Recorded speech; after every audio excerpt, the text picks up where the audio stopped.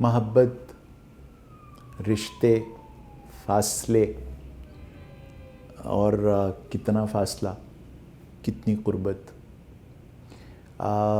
یہ کیسے ہوا کہ ایک رانجھا تھا، جب وہ بانسری بجاتا تھا تو اس کی بھابیاں کان میں انگلی دے لیتی تھیں اور کہتی تھی کہ جا چلا جا، کوئی کم کریا کر، ہر ویلے ونجلی بجاندہ رہنا.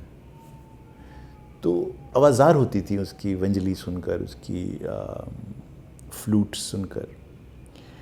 اس کے بھائی، سگے بھائی، اس کے سگے رشتے، اس کا خون ریزنٹ کرتے تھے اس کی اس فلوٹ کو.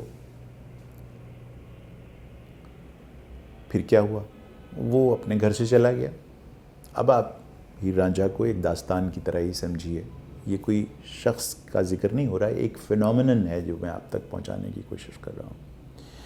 اور پھر ایسا ہوا کہ وہی ونجلی، وہی رانجھا، وہی دھنیں، وہی فلوٹ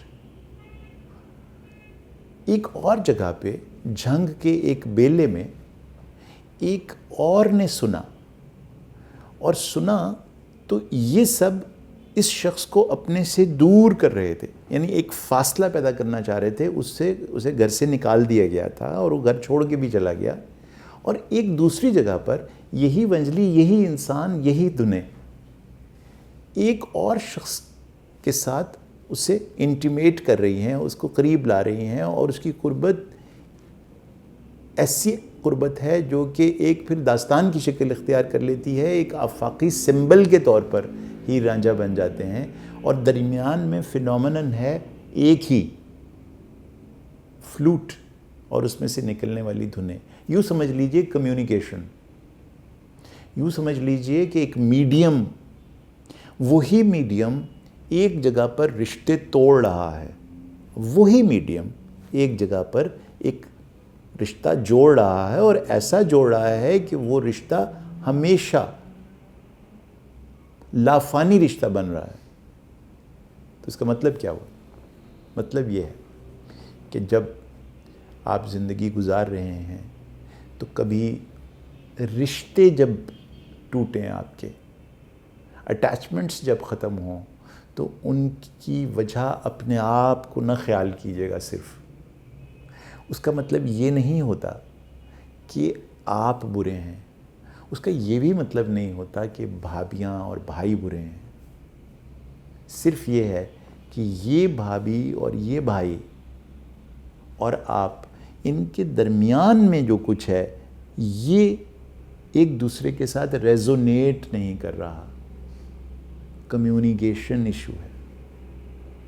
اگر آپ کو اب یہ کانفیڈنس پیدا ہو گیا کہ ان کی ریجیکشن یا ان کا میرے سے دور ہونا، اس کا تعلق مجھ سے نہیں ہے کہ میں بہت برا ہوں، اور اس کا تعلق ان سے بھی نہیں ہے کہ وہ بہت برے ہیں، بلکہ اس کا تعلق اس میڈیم سے ہے جو آپ کے اور ان کے درمیان میچ نہیں کر رہا.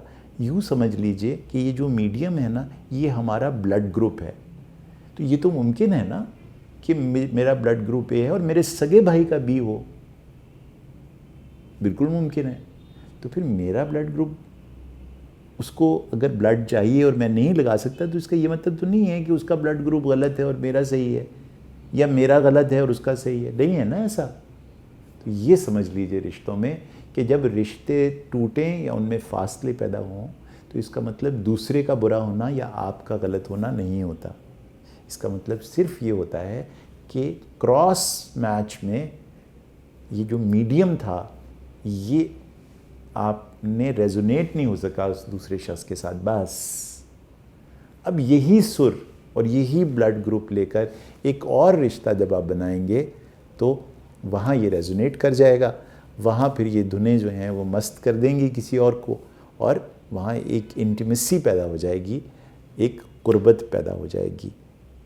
آپ کا دوسروں سے دور ہو جانا اور آپ کا دوسروں کے قریب ہو جانا، دونوں ہی صورتوں میں یہ آپ نہیں ہیں، یہ وہ بھی نہیں ہے، یہ وہ میڈیم ہے.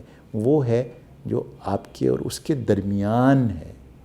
یہ ہے وہ بانسری، یہ ہیں وہ سر جو کہیں اور سے چھیڑے جاتے ہیں.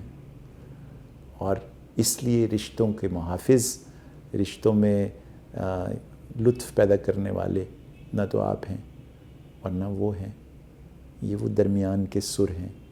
سوچئے گا کہ یہ سر پیدا کیسے ہوتے ہیں. بس بنیادی طور پر رشتوں کا تمام دار و مدار، ان کی اٹیچمنٹ اور ان میں محبت کی شدت کو ڈٹرمن کرتا ہے آپ کی سپیچ، آپ کی نیت، آپ کی سوچ اور آپ کے سروں کا سچا ہونا. یہ جب الائن ہوتی ہیں نا، جو کہ درمیان میں ہیں آپ کے اور اس شخص کے، تو پھر صحیح معنوں میں قربتیں پیدا ہوتی ہیں. اور انہی سروں کا بکھر جانا، بے وقت کا راگ گانا، یہ بعض اوقات ریزن ہوتا ہے رشتوں کا ٹوٹ جانا. مجھے امید ہے کہ آج کے بعد شاید جب آپ کا کوئی رشتہ ٹوٹے تو آپ اپنے آپ کو الزام نہیں دیں گے، لیکن جس سے ٹوٹے اسے بھی الزام نہیں دیں گے. اور کبھی بن جائے تو اس کا سارے کا سارا کریڈٹ آپ خود نہ لے لیجئے گا، نہ انہیں دے دیجئے گا. It is the honesty of that communication.